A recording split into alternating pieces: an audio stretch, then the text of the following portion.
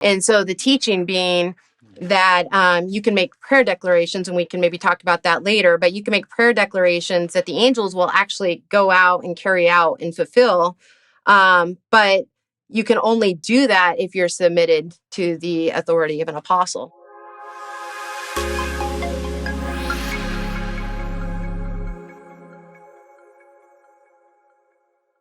What would be the difference between, say, viewing, because I've heard some pastors talk about apostles as more like messengers or church planters or some kind of maybe somebody who goes to another church as an itinerant speaker with a message. What would be the difference between using the word that way and what you guys are talking about? Either one of you can take that. Well, maybe we could both chime in on that. I would say that the main difference is that the apostles exercise authority in a church of a governing sort, but they also provide covering for the congregation or for people who submit to the authority of the apostle. The prophets themselves have the capacity to reveal new truths. They could be theological truths. They could be truths of divine guidance for individuals or for local congregations, or they could have national and international significance. So that's a big claim that they make about the nature of their authority.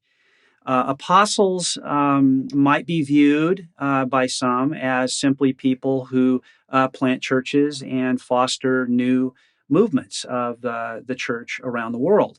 But this is different because the presence of the apostle in the church is required for God to bless the church in some of the ways that maybe Holly would like to describe.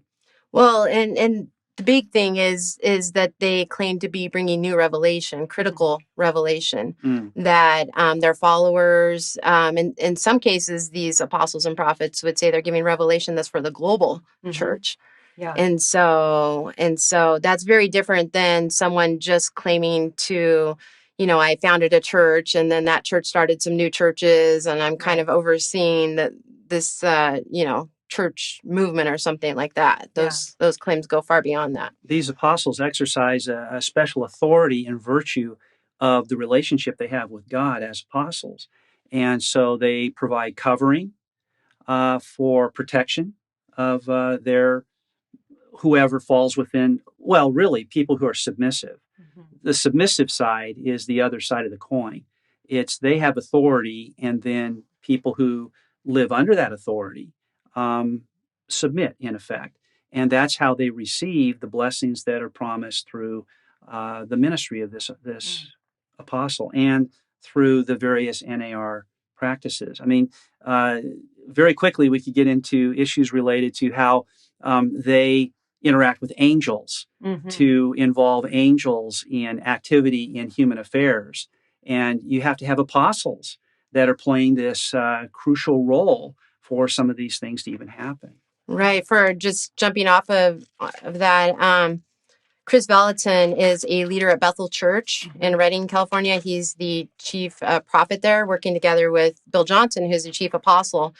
And Bethel Church, for those who don't know, in Redding, is the leading church in this movement today. It's part of the larger New Apostolic Reformation movement, even though the leaders of that church may not readily admit it's part of the New Apostolic Reformation. It does promote the core teachings, as we talked about, governing apostles and prophets and who are bringing new revelation.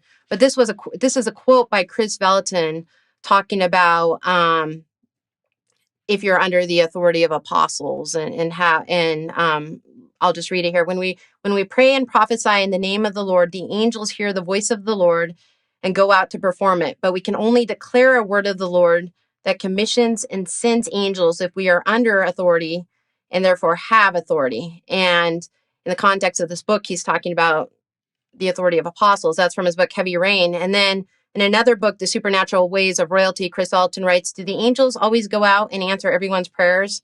I don't believe they do, because they recognize people who are under submission to an apostolic mission. Wow. And so the teaching being that you can make prayer declarations, and we can maybe talk about that later, but you can make prayer declarations that the angels will actually go out and carry out and fulfill. But you can only do that if you're submitted to the authority of an apostle. Otherwise, you're prayer declarations won't be answered. And so this is a totally different kind of claim than just like what we're saying, like someone who might call themselves an apostle, but they just kind of oversee a group of churches and they're not claiming to have this kind of extraordinary authority.